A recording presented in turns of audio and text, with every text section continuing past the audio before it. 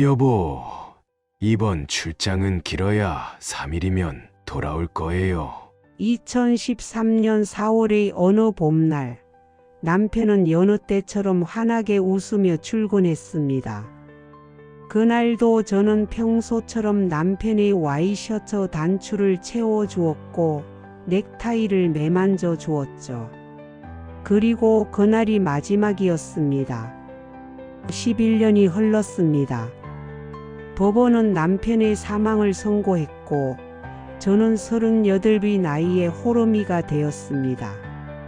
시간이 흐르면서 슬픔도 조금씩 옅어져 갔습니다. 그저 운명이려니 받아들이며 살았죠. 그런데 영수가 내 남편 봤어, 살아있더라. 시장에서 우연히 마주친 고향 친구 정미경이 떨리는 목소리에 저는 그 자리에서 주저앉을 뻔했습니다. 죽은 줄로만 알았던 남편이 거제도 근처의 작은 섬에 살아있다니. 그것도 이렇게 가까운 곳에. 섬으로 향하는 백길 30분, 제 인생이 완전히 뒤바뀔 거라곤 상상도 못했습니다. 부두에 발을 딛는 순간 차가운 바닷바람이 제 몸을 관통했습니다. 그리고 곧 저는 11년 전의 그날로 돌아가게 됩니다. 평범한 2024년의 봄날이었습니다. 시장에서 저녁거리를 고르던 중 우연히 마주친 고향 친구 정미경의 얼굴이 왜 그렇게 하얗게 질려 있었는지 이제야 이해할 수 있습니다. 그녀는 제 손을 붙잡고 떨리는 목소리로 말했습니다. 영수가 내 남편 봤어, 살아있더라. 순간 제 머릿속이 하얘졌습니다. 제 남편 김도진은 11년 전 2013년 4월 15일에 실종된 후 법원으로부터 사망 선고를 받았기 때문입니다. 그날 이후 저는 홀로 시간을 견뎌왔습니다. 남편이 사라진 후 3년 동안 실종자 수색과 경찰 수사가 이어졌지만 아무런 단서도 찾지 못했습니다. 경찰은 사고사 가능성을 제기했고 결국 2016년 법원은 남편의 사망을 선고했습니다. 저는 그렇게 38의 나이에 호르미가 되었습니다. 남편이 사라진 후 시댁에서는 점차 저를 멀리하기 시작했습니다. 특히 남편의 배다른 형님은 노골적으로 저를 외면했습니다. 당시에는 그저 갑작스러운 사고로 인한 충격 때문이라고만 생각했습니다. 하지만 지금 돌이켜보면 그들의 이상한 행동들이 모두 의미심장했다는 것을 깨닫게 됩니다. 11년의 세월 동안 저는 깍두기 공장에서 일하며 혼자서 살아왔습니다. 남편과의 추억이 깃든 집을 떠나지 못한 채 매일 밤 그가 돌아올 것만 같은 헛된 희망을 품고 살았습니다. 시간이 흐르면서 점차 그리움은 무뎌졌지만 완전히 사라지지는 않았습니다. 그런데 정미경의 말은 제 인생을 다시 한번 뒤흔들어 놓았습니다. 그녀는 거제도 인근의 작은 섬에서 남편을 봤다고 했습니다. 처음에는 비슷한 사람을 본 것이라 생각했지만 정미경은 확신에 찬 목소리로 말했습니다. 분명히 도진 오빠야. 얼굴은 많이 변했어도 왼쪽 눈가의 그 특이한 점까지 똑같았어. 가슴이 터질 것 같았습니다. 11년 동안 죽은 줄로만 알았던 남편이 살아있다니. 그것도 이렇게 가까운 곳에서. 온갖 생각이 제 머릿속을 스쳐 지나갔습니다. 왜 연락하지 않았는지, 어떻게 그곳에 있게 된 것인지, 그동안 무슨 일이 있었던 것인지. 하지만 지금 중요한 건 그게 아니었습니다. 저는 즉시 그 섬으로 가기로 결심했습니다. 짐을 꾸리면서도 제 손은 계속해서 떨렸습니다. 설마 하는 마음과 혹시나 하는 기대가 뒤섞여 머릿속이 복잡했습니다. 하지만 한 가지 확실한 것은 이제 더 이상 이 불확실한 상황을 견딜 수 없다는 것이었습니다. 진실이 무엇이든 저는 그것을 마주할 준비가 되어 있었습니다. 정미경이 남편을 목격했다는 섬은 거제도에서 배로 30분 거리에 있는 외딴 섬이었습니다. 주민이 100명도 채 되지 않는 작은 섬, 관광객의 발길도 거의 닿지 않는 그곳에서 제 남편이 살아있다니 도저히 믿기지 않았습니다. 영수가 처음에는 나도 눈을 의심했어. 하지만 분명 도진 오빠가 맞아. 근데 좀 이상했어. 정미경의 말에 가슴이 덜컥 내려앉았습니다. 그녀의 말에 따르면 남편은 섬의 한 요양원 같은 건물 주변을 서성이고 있었다고 합니다. 마치 아이처럼 중얼거리며 걷는 모습이었다고 했습니다. 처음에는 그냥 지나쳤는데 문득 뒤돌아보니까 그 사람이 나를 쳐다보고 있더라고. 그때 왼쪽 눈가에 점이 보였어. 너무 놀라서 다시 자세히 보려고 했는데 누군가가 와서 그 사람을 건물 안으로 데리고 들어가더라. 저는 즉시 인터넷으로 그 섬의 정보를 찾아보기 시작했습니다. 섬의 이름은 거린도. 지도상으로는 그저 작은 점에 불과했지만 제 인생의 모든 것이 걸린 곳이었습니다. 섬에는 한 개의 마을이 있고 정미경이 말한 그 건물은 섬 북쪽 끝자락에 있다고 했습니다. 배편을 알아보니 하루에 2번 아침과 오후에만 운항했습니다. 저는 다음 날 아침 첫 배를 타기로 결심했습니다. 밤새 잠을 이루지 못했습니다. 창밖으로 보이는 달빛에 남편의 얼굴이 겹쳐 보였습니다. 11년 전 그날 출장 간다며 웃으며 떠났던 그 얼굴이 새벽부터 부산스럽게 준비를 했습니다. 옷가지 몇 벌과 간단한 세면도구를 가방에 넣으면서도 손이 떨려왔습니다. 거울을 보니 제 얼굴도 하얗게 질려 있었습니다. 11년이라는 세월. 남편은 저를 알아볼 수 있을까요? 저는 남편을 알아볼 수 있을까요? 부두에 도착했을 때는 아직 어둑했습니다. 차가운 바닷바람이 옷깃을 파고들었습니다. 부두에는 저 말고도 서너 명의 승객이 기다리고 있었습니다. 대부분 섬 주민으로 보였습니다. 그들의 일상적인 모습과는 달리 제 가슴 속은 폭풍우가 몰아치고 있었습니다. 멀리서 배가 모습을 드러냈습니다. 작은 연락선이었습니다. 30분. 그 짧은 시간 동안 제 인생이 완전히 뒤바뀔 수 있다는 생각에 현기증이 났습니다. 하지만 이제 돌아갈 수는 없었습니다.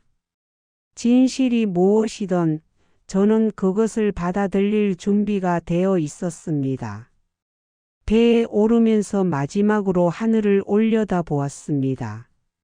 먼동이 트기 시작하는 하늘은 붉게 물들어 있었습니다.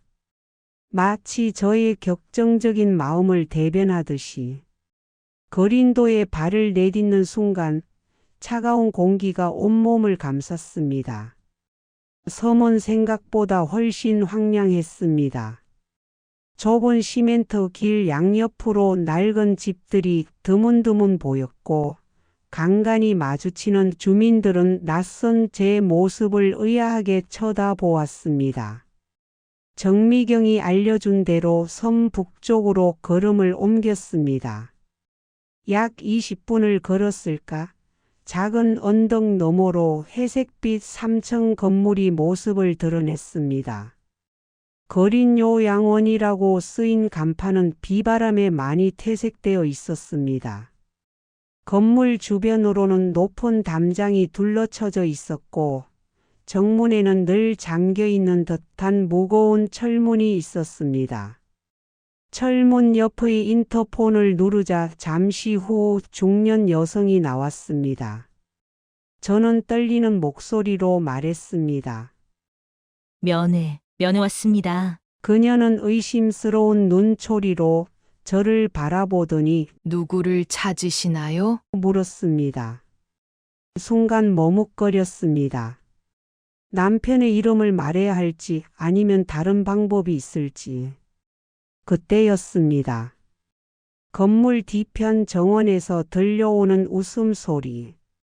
분명 남자의 목소리였습니다. 심장이 멈추는 것 같았습니다. 11년 만에 듣는 그 목소리. 하지만 뭔가 달랐습니다. 마치 어린아이처럼 천진난만한 웃음소리였습니다. 저기 계신 분 잠깐 뵐 수 있을까요? 저도 모르게 그쪽을 가리키며 말했습니다. 중년 여성은 잠시 망설이더니 고개를 끄덕였습니다. 그녀를 따라 건물을 돌아가는 동안 제 다리는 후들거렸고 심장은 터질 듯이 뛰었습니다. 정원에는 몇 명의 사람들이 있었습니다. 대부분 환자로 보이는 사람들이었고 그 중에서도 구석에 있는 벤치에 앉아 있는 남자. 순간 눈물이 왈칵 쏟아졌습니다. 분명 그였습니다. 많이 말라 있었고 머리는 반백이 되어 있었지만 그 윤곽만큼은 제가 그리워하던 바로 그 사람이었습니다. 하지만 제가 다가가자 그는 두려워하는 듯한 표정을 지었습니다. 누구세요? 어눌한 발음으로 그가 물었습니다. 그의 눈에는 공포와 혼란이 가득했습니다. 저는 그 자리에 주저앉아 울음을 터뜨리고 말았습니다. 도진 씨 저예요, 영숙이에요. 하지만 그의 반응은 더욱 혼란스러워졌습니다. 그는 계속해서 고개를 젓더니 갑자기 엄마. 하고 중얼거리기 시작했습니다. 마치 겁에 질린 아이처럼 몸을 웅크리고 있는 그의 모습에 가슴이 찢어지는 것 같았습니다. 중년 여성이 다가와 그를 진정시키려 했습니다. 김씨님, 괜찮아요. 아무도 해치지 않아요. 그제서야 저는 깨달았습니다. 제 앞에 있는 사람은 분명 제 남편이지만 동시에 더 이상 제가 알던 그 사람이 아니라는 것을. 그날 저녁 요양원의 원장님을 만났습니다. 60대 후반으로 보이는 이 여성은 10년간 이곳을 운영해 왔다고 했습니다. 김도진 씨는 7년 전에 이곳으로 왔습니다. 당시 어떤 중년 남성이 데려왔는데 원장의 말에 순간 숨이 멎는 것 같았습니다. 7년 전이라면 남편이 실종된 지 4년이 지난 시점이었습니다. 원장의 설명에 따르면 남편은 처음 이곳에 왔을 때부터 심각한 외상 후 스트레스 장애와 기억 상실 증세를 보였다고 합니다. 특히 과거에 대한 기억은 거의 없었고 간혹 악몽에 시달리며 밤새 비명을 지르기도 했다고 합니다. 처음에는 말도 거의 하지 않았어요. 그저 하루 종일 창밖만 바라보고 있었죠. 하지만 가장 이상했던 건 배를 극도로 무서워한다는 거였어요. 원장의 말에 가슴이 쿵 내려앉았습니다. 우리 남편은 원래 바다를 무척 좋아했던 사람이었기 때문입니다. 배만 보면 온몸을 떨며 공황 상태에 빠져들었어요. 그래서 섬 밖으로 데리고 나갈 수도 없었죠. 시간이 지나면서 남편은 점차 어린아이 같은 상태가 되어 갔다고 합니다. 과거의 기억을 잃어버린 대신 마치 새로운 인격이 형성된 것처럼 순수하고 천진난만한 모습을 보였다고 합니다. 가끔은 엄마를 찾기도 하고 또 어떤 날은 하루 종일 종이 비행기를 접어 창밖으로 날리기도 했어요. 최근에는 조금씩 변화가 있었습니다. 원장은 희망적인 표정을 지었습니다. 가끔 과거의 단편적인 기억들을 이야기하기 시작했거든요. 다다가 보이는 집에서 살았다는 것. 누군가를 기다리는 여자가 있었다는 것. 그 말을 들으니 눈물이 왈칵 쏟아졌습니다. 치료를 담당했던 정신과 의사는 남편의 상태가 극심한 충격과 공포로 인한 해리성 장애라고 설명했습니다. 일종의 자기방어 메커니즘입니다. 견딜 수 없는 트라우마를 겪었을 때 의식이 스스로를 보호하기 위해 기억을 차단하고 새로운 인격을 만들어내는 거죠. 가장 고통스러운 것은 남편이 저를 전혀 알아보지 못한다는 사실이었습니다. 제가 다가가면 오히려 두려워하며 피했습니다. 우리의 결혼식, 신혼여행, 일상의 소소한 행복들. 그 모든 추억이 남편의 기억 속에서 완전히 지워진 것이었습니다. 하지만 희망이 있습니다. 의사는 진지한 표정으로 말했습니다. 최근 그의 기억이 조금씩 돌아오고 있다는 건 회복의 가능성이 있다는 뜻입니다. 다만 시간이 필요할 뿐이죠. 그 말에 저는 작은 희망을 품게 되었습니다. 11년이라는 시간도 견뎌냈는데 이제 조금 더 기다리면 되는 것이었습니다. 그날 밤 요양원 근처의 민박집에서 잠을 청하면서 지난 11년을 되짚어 보았습니다. 갑자기 떠오른 것은 남편의 배다른 형, 김정훈의 모습이었습니다. 실종 당시 그는 유난히 침착했었습니다. 오히려 저를 위로하면서 시간이 약이라는 말을 자주 했던 것이 기억났습니다. 김정훈은 남편과 아버지가 다른 형제였습니다. 남편의 아버님이 재혼하시면서 전처의 아들인 정훈 씨를 데려와 함께 살았다고 했습니다. 겉으로는 우애 있는 형제처럼 보였지만 가끔 정훈 씨의 눈빛에서 날카로운 무언가를 발견할 때가 있었습니다. 특히 기억나는 것은 남편이 실종되기 한 달 전의 일이었습니다. 시아버님의 유산 상속 문제로 형제간의 언성이 높아진 적이 있었습니다. 너는 친아들도 아닌 주제에 욕심이 너무 많아. 라는 남편의 말이 집안을 울렸고 그날 정훈 씨의 표정은 무섭도록 일그러져 있었습니다. 시아버님은 돌아가시기 전 재산의 대부분을 친아들인 남편에게 상속하기로 유언을 남기셨습니다. 당신이 잃고 온 작은 회사의 대표이사 자리도 남편에게 물려주시겠다고 하셨죠. 정훈 씨는 겉으로는 아무렇지 않은 척했지만 속으로는 크게 반발했다는 것을 저는 알고 있었습니다. 남편이 실종된 후 정훈 씨는 빠르게 회사의 실권을 장악했습니다. 사망 선고가 나기 전까지는 동생을 대신해 임시로 맡아둔다는 명목이었지만 사망 선고 이후에는 공식적으로 회사를 물려받았습니다. 당시 저는 너무 슬픔에 잠겨 이런 일에 신경 쓸 겨를이 없었습니다. 하지만 지금 생각해 보면 모든 것이 의심스럽습니다. 남편의 실종, 정훈 씨의 이상한 태도, 그리고 이 섬에서의 7년. 이것은 단순한 우연이 아닐 것입니다. 무언가 큰 음모가 있었다는 확신이 들었습니다. 정훈 씨는 현재 회사를 크게 성장시켜 업계에서 성공한 사업가로 알려져 있습니다. 신문에서 그의 인터뷰를 본 적이 있는데 불행한 동생의 뜻을 이어받아 회사를 발전시켰다. 말을 하더군요. 그 위선적인 미소 뒤에 숨겨진 진실은 무엇일까요? 요양원 원장이 했던 말이 떠올랐습니다. 7년 전 남편을 데려온 중년 남성. 그가 정훈 씨였을까요? 아니면 그의 부하 중 누군가였을까요?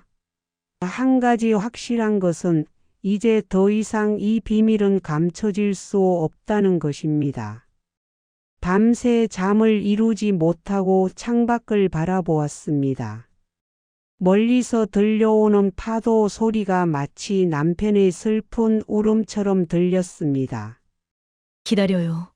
여보, 이번에야말로 제가 사랑한 당신의 과거 모습 그대로 꼭 찾아내겠습니다. 11년 전 그날로 돌아가 보면 모든 것은 평범한 아침에서 시작되었습니다. 남편은 여느 때와 다름없이 출근 준비를 하고 있었고, 저는 그의 와이셔츠 단추를 채워주고 있었습니다. 이번 출장은 길어야 3일이면 돌아올 거야. 걱정하지 마. 라고 말하며 남편은 제 이마에 가볍게 입을 맞추었습니다. 지금 생각해보면 그날 아침이 조금 달랐다면 좋았을 텐데요. 남편의 양복 주머니에서 떨어진 메모를 주워 볼 걸. 그가 받은 수상한 전화의 발신자를 확인해 볼 걸. 하지만 그때의 저는 아무것도 몰랐습니다. 그저 평범한 아침이라고만 생각했으니까요. 점심시간 회사에서 걸려온 전화 한 통이 모든 것을 바꾸어 놓았습니다. 사모님, 도진 씨가 오늘 출장에 있다고 하셨나요? 총무과 직원의 목소리였습니다. 네. 그런데요? 이상하네요. 오늘 잡힌 출장 일정이 없는데 그 순간부터 제 가슴 한켠에 불안이 자리 잡기 시작했습니다. 남편의 휴대폰은 꺼져 있었고 동료들도 그의 행방을 알지 못했습니다. 경찰에 신고를 했지만 그들은 24시간이 지나야 실종 신고를 접수할 수 있다고 했습니다. 그 하루는 제 인생에서 가장 길고 고통스러운 시간이었습니다. 지금에서야 생각해보니 이상한 게 있었습니다. 그날 오후 정훈 씨가 보인 행동입니다. 다른 사람들은 모두 걱정하고 있을 때 그는 유독 침착했습니다. 동생이 잠시 어디 가서 휴식을 취하고 싶었나 보네요. 곧 연락이 올 거예요. 마치 무언가를 알고 있는 듯한 말투였습니다. 실종 사흘째 되는 날, 남편의 차가 서울 근교의 한 저수지 근처에서 발견되었습니다. 차 안에는 그의 지갑과 시계가 그대로 있었고 조수석에는 출장 가방이 놓여 있었습니다. 하지만 그 어디에도 남편의 흔적은 없었습니다. 경찰은 자살 가능성을 제기했습니다.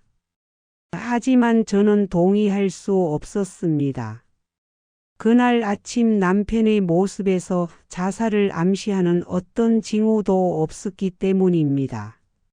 오히려 며칠 전부터 그가 무언가 불안해하는 듯한 모습을 보였던 것이 생각났습니다. 여보, 혹시 내가 갑자기 사라지면 어떡할 거야? 실종 일주일 전 남편이 술에 취해 했던 말이 떠올랐습니다. 당시에는 농담으로 넘겼지만 지금 생각하면 그것은 일종의 예고였는지도 모릅니다. 수사는 3년간 이어졌지만 결국 아무런 단서도 찾지 못했습니다. 그리고 법원은 남편의 사망을 선고했습니다. 하지만 이제 저는 압니다. 그날의 모든 것이 치밀하게 계획된 음모였다는 것을. 그리고 그 배후에 정훈 씨가 있다는 것을. 다음 날 아침, 저는 섬에서 가장 오래된 가게라는 구멍가게를 찾았습니다. 7년이라는 세월 동안 이 작은 섬에서 무슨 일이 있었는지 누군가는 알고 있을 것이라 생각했기 때문입니다. 가게 주인 할머니는 처음에는 경계하는 눈빛이었지만 제 사연을 듣고는 한숨을 깊게 내쉬었습니다. 그때 일을 기억하지. 밤중에 큰 배가 들어왔어. 평소엔 보기 힘든 고급 요트였지. 할머니의 말에 따르면 7년 전 어느 깊은 밤이었습니다. 검은 승용차 한 대가 부두에 멈췄고 정장 차림의 남자들이 누군가를 부축해 내렸다고 합니다. 그 사람이 지금 요양원에 있는 그 양반이었을 거야. 가장 충격적인 것은 그 다음이었습니다. 그 사람들 중에 사장같이 지시하는 한 명이 있었지. 키가 크고 안경을 껴서 눈에 잘 띄는 사람이었는데 할머니가 묘사하는 그 사람의 특징은 정확히 정훈 씨를 가리키고 있었습니다. 저는 곧장 요양원으로 향했습니다. 이번에는 좀 더 단호한 태도로 원장을 만났습니다. 모든 것을 알고 있습니다. 7년 전 누가 이곳에 남편을 데려왔는지도요. 제 말에 원장의 얼굴이 굳어졌습니다. 잠시 침묵이 흐른 뒤 원장은 서랍에서 오래된 서류 뭉치를 꺼냈습니다. 사실 이런 게 있어요. 그것은 7년 전에 입원 서류였습니다. 거기에는 분명히 보호자란에 김정훈이라는 이름이 적혀 있었습니다. 당시에는 몰랐어요. 그저 정신질환이 있는 환자의 입원이라고만 생각했죠. 하지만 시간이 지나면서 이상한 점들이 눈에 띄기 시작했어요. 원장의 말에 따르면 정훈 씨는 매달 그에게 위로금을 보내왔다고 합니다. 그리고 특별히 당부했답니다. 절대로 환자를 섬 밖으로 내보내지 말라고. 그리고 이것도 있어요. 원장은 또 다른 서류를 꺼냈습니다. 그것은 정훈 씨의 부하 직원으로 보이는 사람이 매달 요양원을 방문해 감시했다는 기록이었습니다. 그들은 항상 김도진 씨의 상태를 체크하고 갔어요. 마치 그가 기억을 되찾을까 두려워하는 것처럼요. 모든 퍼즐이 맞춰지기 시작했습니다. 정훈 씨는 회사와 재산을 차지하기 위해 자신의 동생을 이 섬에 가두었던 것입니다. 그리고 그 과정에서 남편은 심각한 정신적 충격을 받아 기억을 잃게 된 것이었습니다. 그날 저녁 제 휴대폰으로 한 통의 문자가 왔습니다. 발신자는 정훈 씨였습니다. 거린도에 있는 걸 알고 있습니다. 이대로 조용히 돌아가시죠. 협박이었습니다. 누구가 저를 감시하고 있었던 것일까요? 솔직히 너무 무서웠습니다. 하지만 이제 저도 더 이상 물러설 수 없었습니다. 진실이 밝혀져야만 했습니다. 요양원에서 만난 간호사 김미영 씨는 남편의 7년을 가장 가까이에서 지켜본 사람이었습니다. 그녀의 증언은 충격적이었습니다. 처음 왔을 때는 말도 제대로 못했어요. 온몸에 멍이 들어있었고 특히 손목에는 밧줄 자국 같은 게 선명했습니다. 미영 씨의 말에 따르면 남편은 처음 2년 동안 거의 매일 밤 악몽에 시달렸다고 합니다. 배, 물, 살려주세요. 라는 말을 반복하며 온몸을 떨었다고 합니다. 때로는 누군가가 자신을 쫓아오는 것 같다며 벽장 속에 숨기도 했답니다. 가장 이상했던 건 매달 한 번씩 오는 방문자들이었어요. 미영 씨는 목소리를 낮추며 말을 이었습니다. 그들이 오면 김도진 씨는 극도의 공포 상태에 빠졌어요. 마치 학대당한 동물처럼 몸을 웅크리고 그 방문자들은 분명 정훈 씨가 보낸 감시자들이었을 것입니다. 요양원의 경비원 박상철 씨도 중요한 증언을 해주었습니다. 밤에 몰래 도망가려고 한 적이 여러 번 있었어요. 하지만 매번 그 사람들이 다시 데려왔죠. 정훈 씨는 이곳에 자신의 사람을 심어두고 있었던 것입니다. 섬 주민들의 증언도 이어졌습니다. 가끔 바닷가에서 혼자 중얼거리며 걷는 모습을 봤어요. 파도 소리에 놀라 도망가기도 하고 누군가 자신을 구하러 올 거라고 말하기도 했죠. 한 어부의 말에서 남편의 고독과 절망이 느껴졌습니다. 더 충격적인 것은 요양원 뒤편에서 발견한 작은 노트였습니다. 남편이 몰래 적어둔 듯한 메모들이었습니다. 대부분은 알아볼 수 없는 낙서였지만 가끔 선명한 문장들이 보였습니다. 누군가 나를 찾고 있을까? 저 바다 너머에 경외의 나를. 이 고립된 세계에서 남편은 천천히 자신을 잃어갔을 것입니다. 바다로 둘러싸인 작은 섬, 감시의 눈길, 끊임없는 공포. 그 속에서 그는 현실을 견디기 위해 자신의 기억을 지워버린 것인지도 모릅니다. 최근에는 조금씩 나아지고 있었어요. 미영 씨가 희망적인 표정으로 말했습니다. 가끔 명숙이라는 이름을 중얼거리기도 했고, 예전의 기억들을 조금씩 이야기하기 시작했거든요. 그녀의 말에 가슴 한켠이 뜨거워졌습니다. 11년이라는 긴 시간 동안 남편은 저를 완전히 잊지 않았던 것입니다. 이제는 이 고립된 세계에서 그를 구해내야 했습니다. 하지만 그것은 결코 쉽지 않을 것입니다. 정원 씨의 감시와 위협은 여전히 계속되고 있었고, 무엇보다 남편의 상태가 걱정되었습니다. 과연 그는 이 현실을 받아들일 수 있을까요? 다음 날 아침, 남편의 치료를 담당하는 정신과 전문의 이수연 박사를 만났습니다. 김도진 씨의 상태는 매우 특이한 케이스입니다. 일반적인 외상 후 스트레스 장애나 해리성 장애와는 조금 다르거든요. 이 박사의 설명에 따르면 남편의 상태는 점진적으로 회복되고 있었습니다. 특히 당신이 오신 이후로 변화가 더 빨라졌어요. 이 박사는 진료 기록을 보여주었습니다. 보세요. 이건 어제 그린 그림입니다. 남편이 그린 그림에는 한 여자가 있었고 그 아래에는 내 아내라고 적혀 있었습니다. 무의식 속에서 당신을 기억하고 있다는 증거죠. 이 박사의 조언에 따라 저는 매일 아침 요양원의 정원에서 남편과 시간을 보내기 시작했습니다. 처음에는 저를 두려워하며 피하던 남편이었지만 점차 제 존재를 받아들이기 시작했습니다. 이 꽃이 예쁘죠? 어느 날 남편이 처음으로 제게 말을 걸었습니다. 특히 놀라운 변화는 음악을 통해 찾아왔습니다. 우연히 제가 남편이 좋아하던 옛날 노래를 흥얼거렸을 때였습니다. 갑자기 남편이 눈물을 흘리기 시작했고 떨리는 목소리로 말했습니다. 이 노래 알아요. 우리 결혼식. 순간 저도 모르게 남편을 끌어안았습니다. 기억의 회복은 점진적으로 이루어질 겁니다.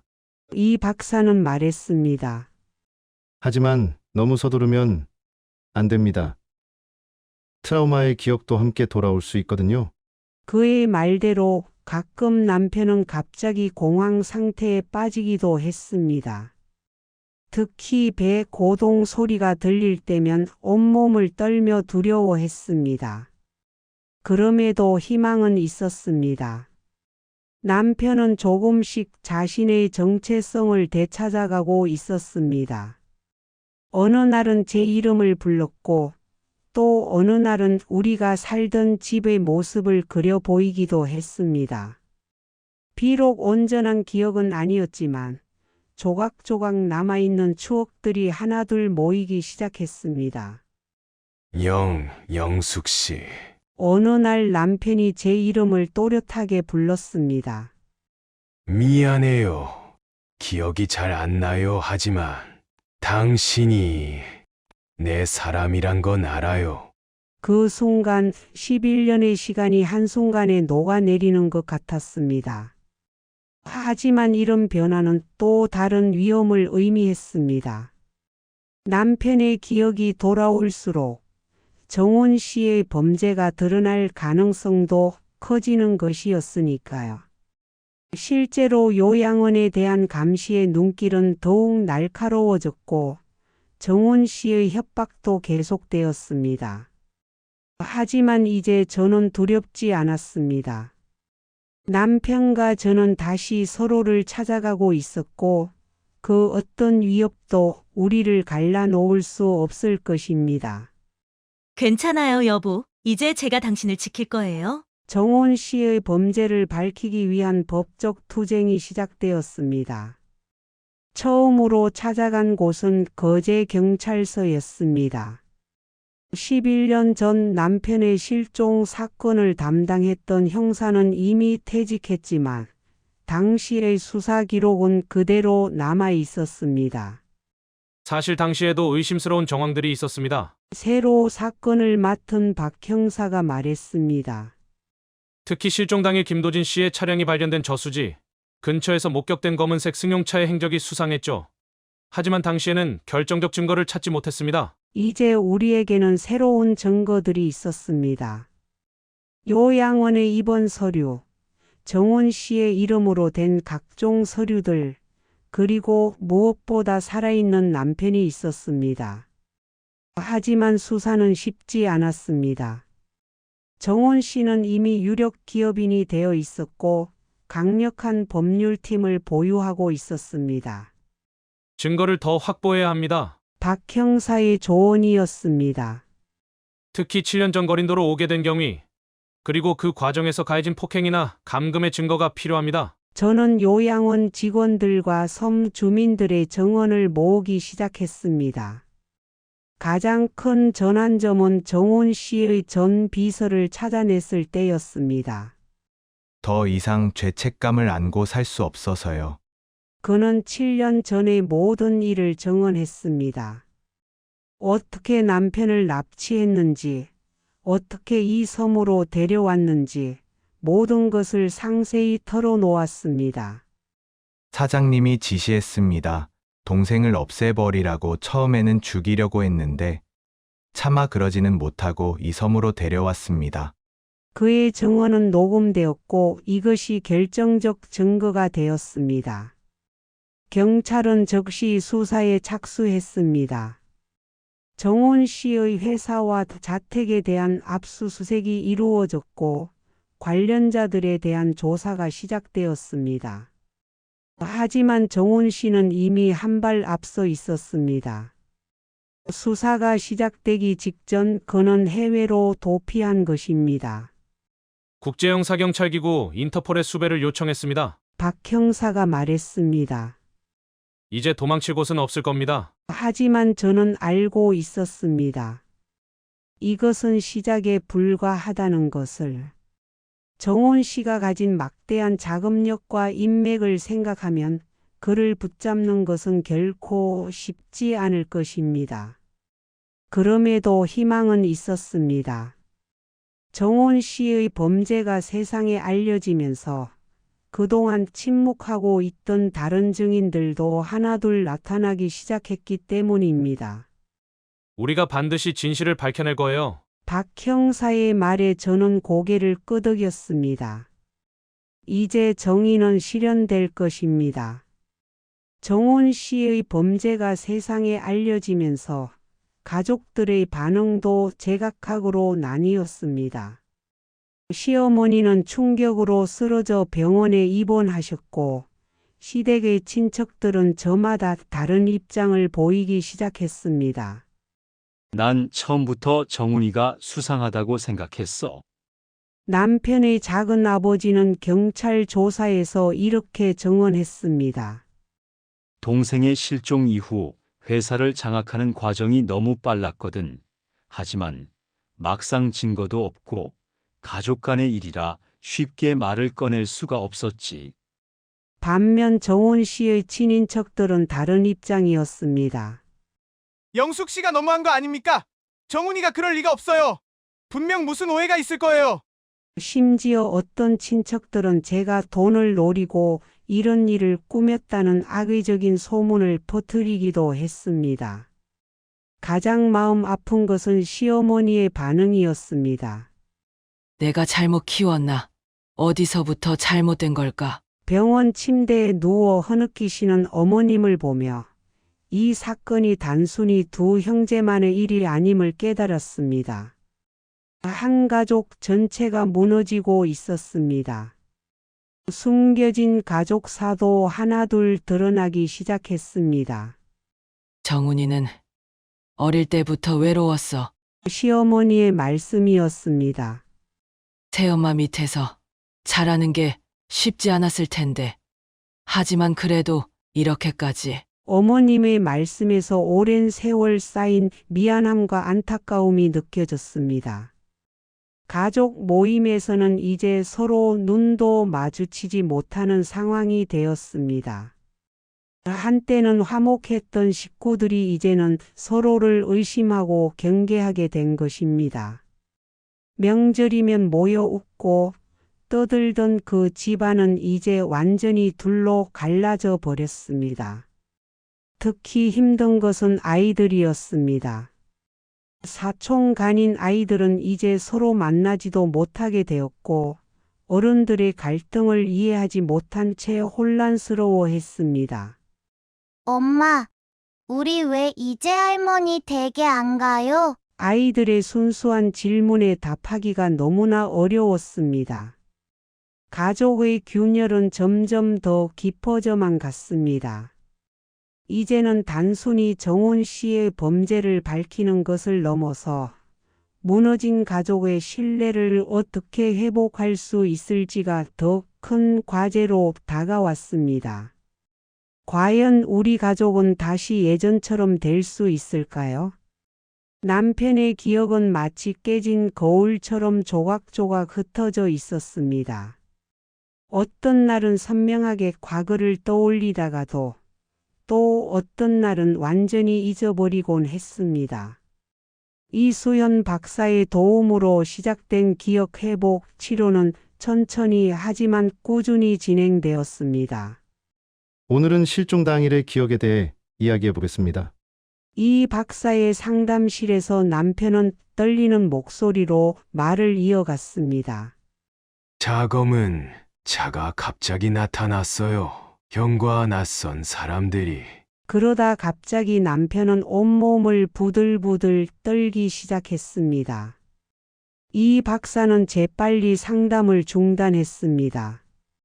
조금씩 돌아오는 기억들 사이에서 가장 또렷한 것은 배에서의 기억이었습니다. 좁은 배 안에서 손발이 묶인 채로 파도 소리가 너무 무서웠어요. 남편은 그때의 공포를 이야기하며 자주 악몽에 시달렸습니다. 그래서인지 지금도 배를 타는 것을 극도로 두려워했습니다. 어떤 날은 갑자기 우리의 결혼식 날을 기억해내기도 했습니다. 당신이 흰 드레스를 입고 있었죠? 그리고 제가 실수로 케이크를 떨어뜨렸던 것 같아요. 남편의 눈에 미소가 어렸습니다. 그런 순간이 찾아올 때마다 저는 얼마나 울었는지 모릅니다. 하지만 기억이 돌아올수록 고통도 함께 찾아왔습니다. 형이 어떻게 나한테? 배신감과 분노가 남편을 괴롭혔습니다. 때로는 밤새 왜 나한테 이런 짓을? 하고 중얼거리며 잠을 이루지 못했습니다. 특히 힘든 것은 시간의 공백을 받아들이는 일이었습니다. 남편에게는 11년이라는 시간이 마치 어제처럼 느껴질 때가 있었습니다. 우리 집 아직 그대로 있나요? 그 노란 커튼도. 이미 오래전에 바꾼 것들을 이야기할 때면 가슴이 미어졌습니다. 이 박사는 말했습니다. 기억의 회복은 고통스러운 과정입니다. 하지만 그 고통을 피하지 않고 마주하는 것이 치유의 첫걸음이에요. 그래서 저는 남편의 곁에서 그 모든 순간을 함께 했습니다. 기쁨의 순간도, 고통의 순간도, 혼란의 순간도 모두. 영숙 씨, 내가 많이 달라졌죠? 어느 날 남편이 물었습니다. 저는 고개를 끄덕였습니다. 남편은 눈물을 흘렸습니다. 그리고 오랜만에 제 손을 꼭 잡았습니다. 그 따뜻한 손길에서 저는 희망을 느꼈습니다. 모든 기억이 돌아오기까지는 아직도 많은 시간이 필요할 것입니다. 하지만 이제 우리에게는 시간이 있습니다. 그리고 무엇보다 우리에게는 서로가 있습니다. 정원 씨를 찾기 위한 수사망은 점점 좁혀지고 있었습니다. 인터폴의 수배령이 내려진 지 한 달 만에 그가 태국 방콕의 한 호텔에 머물고 있다는 첩보가 들어왔습니다. 박 형사는 즉시 현지 경찰과 공조 수사에 들어갔습니다. 도망칠 수 있는 시간은 충분히 있었는데 왜 그렇게 가까운 곳에 있었을까요? 박 형사의 의문은 곧 풀렸습니다. 정원 씨의 계좌 내역을 분석한 결과 그는 이미 거액의 자금을 다른 곳으로 빼돌려 두었다는 사실이 밝혀졌습니다. 그는 새로운 도피처로 가기 전 마지막 자금 정리를 하고 있었던 것입니다. 체포 과정은 신속했습니다. 태국 경찰의 급습으로 정훈 씨는 저항할 겨를도 없이 체포되었습니다. 호텔 방에서는 여러 개의 위조 여권과 함께 그동안의 범행을 입증할 만한 중요한 서류들이 발견되었습니다. 한국으로 송환된 정훈 씨는 처음에는 모든 혐의를 부인했습니다. 하지만 증거들이 하나둘 제시되면서 그의 태도는 점차 변하기 시작했습니다. 특히 전 비서의 정언이 결정타였습니다. 내제가 모든 것을 계획했습니다. 마침내 정훈 씨가 입을 열었습니다. 아버지가 돌아가시기 전 모든 재산과 회사를 도진이에게 물려주시겠다고 했을 때 저는 참을 수 없었습니다. 제가 먼저 들어와 그 회사를 위해 헌신했는데 그놈의 혈육 때문에 그의 자백은 계속되었습니다. 어떻게 남편을 납치했는지, 어떻게 그를 괴롭혔는지 모든 것이 낱낱이 밝혀졌습니다. 거린도로 보내기 전 그들은 남편을 작은 배에 가두고 며칠간 협박했다고 합니다. 그 과정에서 남편은 극심한 정신적 충격을 받았고 결국 기억을 잃게 된 것이었습니다. 검찰은 정훈 씨에게 특수감금죄, 상해죄, 사기죄 등 여러 혐의를 적용했습니다. 특히 11년이라는 긴 시간 동안 자행된 범행의 정도가 심각했기에 검찰은 중형을 구형했습니다. 사회적 파장이 큰 사건인 만큼 법정 최고형을 구형할 예정입니다. 담당 검사의 말씀이었습니다. 하지만 저에게는 이미 형량 같은 것은 중요하지 않았습니다. 다만 진실이 밝혀졌다는 것, 그리고 이제 남편을 위협하는 것들이 사라졌다는 사실이 중요할 뿐이었습니다. 재판이 진행되는 동안 많은 언론에서 이 사건을 다루었습니다. 사업가 형제의 비극적 갈등, 11년간의 감금 생활 등의 제목으로 보도가 이어졌습니다. 하지만 우리 가족에게 이것은 단순한 뉴스거리가 아닌 아물지 않은 상처였습니다. 본격적인 치료는 서울의 한 정신건강병원에서 시작되었습니다. 남편은 이제 전문적인 치료를 받을 수 있게 되었고, 저는 매일 그의 곁을 지켰습니다. 처음에는 낯선 환경에 적응하기 힘들어했지만 점차 안정을 찾아갔습니다. 환자분의 상태는 생각보다 긍정적입니다. 주치의는 희망적인 진단을 내렸습니다. 장기간의 트라우마에도 불구하고 가족의 사랑과 지지 덕분에 빠르게 회복하고 계세요? 실제로 남편은 하루하루 달라졌습니다. 말수도 늘어났고 표정도 밝아졌습니다. 특히 음악 치료가 큰 효과를 보였습니다. 우리의 결혼식 때 연주되었던 곡을 들려주자 남편은 처음으로 환하게 웃으며 말했습니다. 그때 내가 긴장해서 발을 잘못 디뎌서 넘어질 뻔했었죠. 그렇게 하나둘 추억이 되살아났습니다. 미술 치료 시간에는 우리 집의 모습을 그리기 시작했습니다. 마당에 있던 감나무 아직도 있나요? 남편의 그림 속에는 우리의 일상이 조금씩 되살아나고 있었습니다. 비록 일부는 현실과 달랐지만 그것은 중요하지 않았습니다. 가장 큰 변화는 다른 사람들과의 관계에서 나타났습니다. 처음에는 의료진조차 경계하던 남편이 이제는 다른 환자들과 대화를 나누기 시작했습니다. 병원 산책로에서 만나는 사람들과 인사를 나누고 가끔은 농담도 건넸습니다.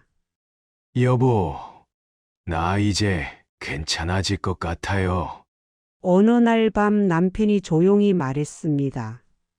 당신이 곁에 있어서 이제는 두렵지 않아요. 그 말을 들으며 저는 눈물을 흘렸습니다. 11년이라는 긴 시간이 지났지만 우리의 사랑은 여전히 그대로였습니다. 병원의 정원에서 보내는 시간이 늘어났습니다. 남편은 특히 꽃을 가꾸는 것을 좋아했습니다.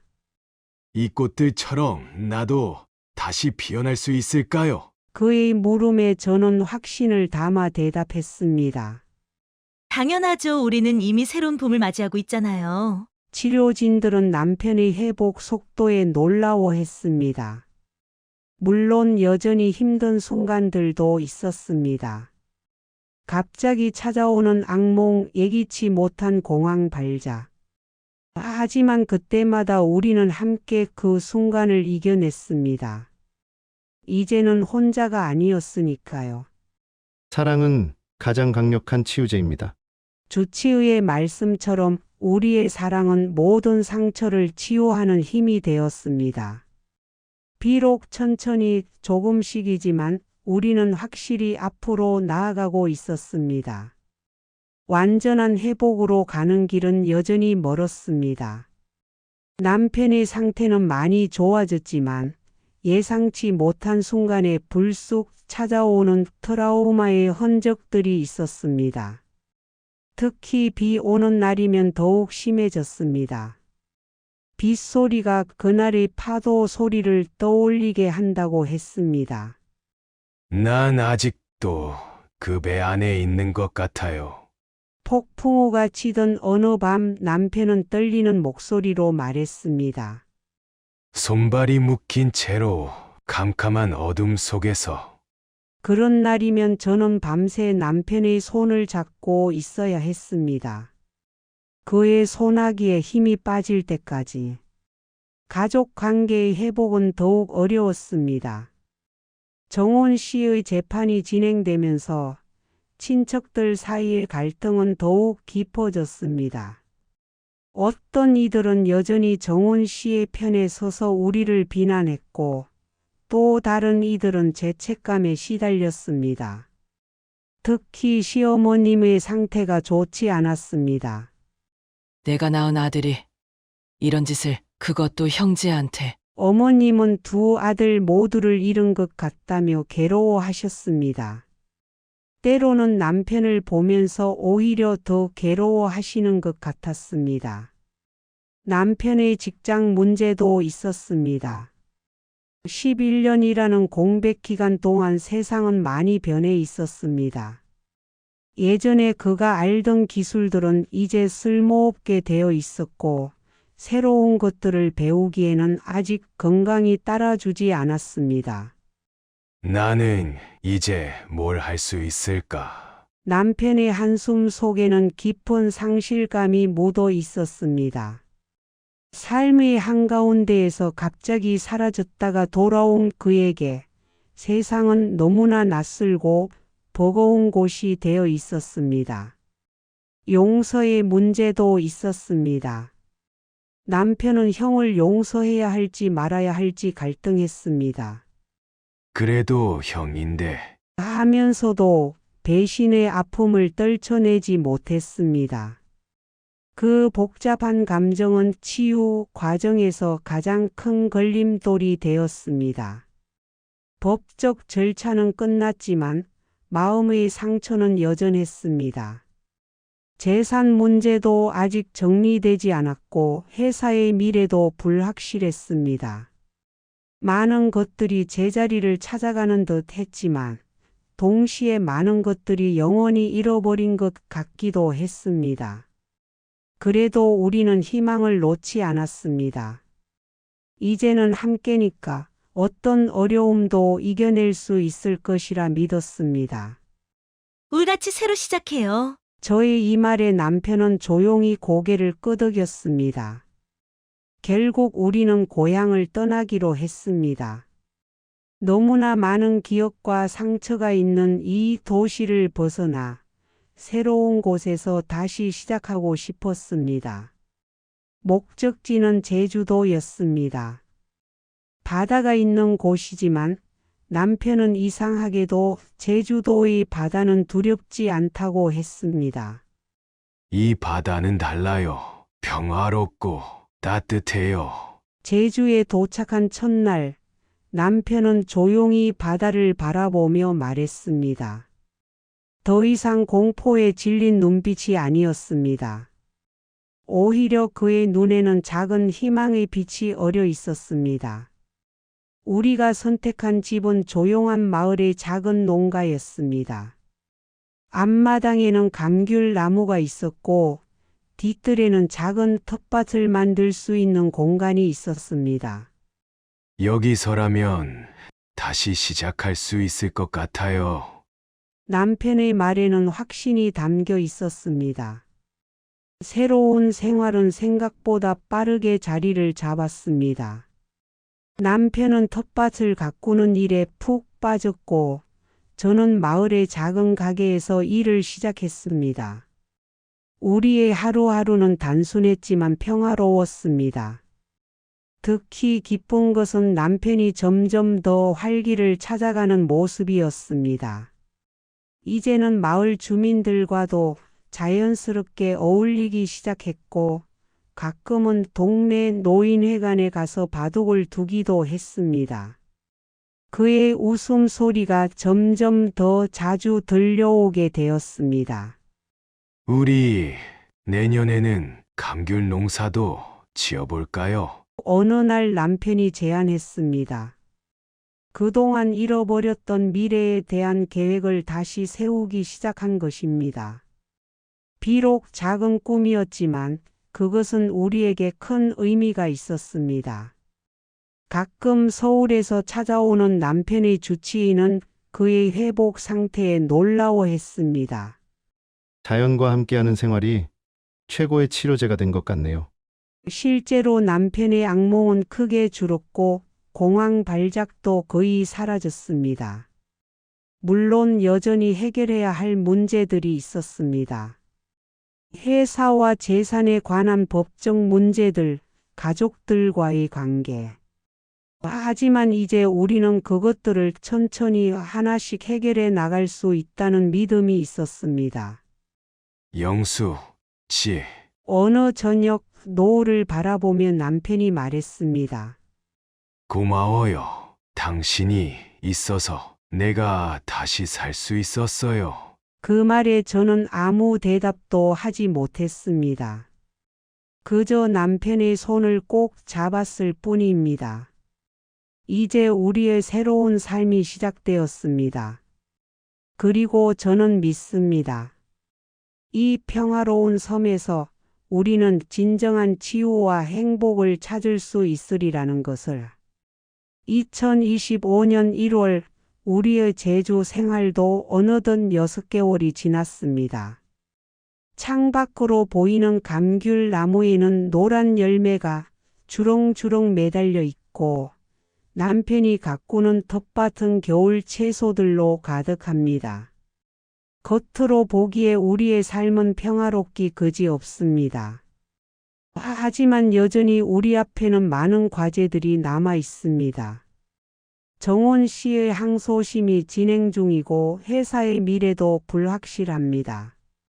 시어머님의 건강도 여전히 좋지 않아 마음이 무겁습니다. 남편의 치료도 아직 진행 중입니다. 가끔은 이 모든 게 꿈이면 어떡하나 하는 생각이 들어요. 어느 날 밤 남편이 말했습니다. 당신을 다시 만난 것도, 이렇게 평화로운 생활을 하게 된 것도, 저는 남편의 손을 꼭 잡았습니다. 꿈이 아니에요. 우리는 이제 다시는 헤어지지 않을 거예요. 최근에는 작은 변화들이 생기고 있습니다. 남편이 마을 주민들과 함께 작은 농부 장터를 계획하고 있다는 것. 저도 마을 분여회에서 적극적으로 활동하게 되었다는 것. 조금씩이지만 우리는 이곳에 뿌리를 내리고 있습니다. 하지만 동시에 불안감도 있습니다. 세상은 여전히 우리의 이야기에 관심을 가지고 있고 가끔 기자들이 우리를 찾아오기도 합니다. 남편은 그때마다 크게 동요합니다. 과거의 기억이 불현듯 되살아나는 걸까요?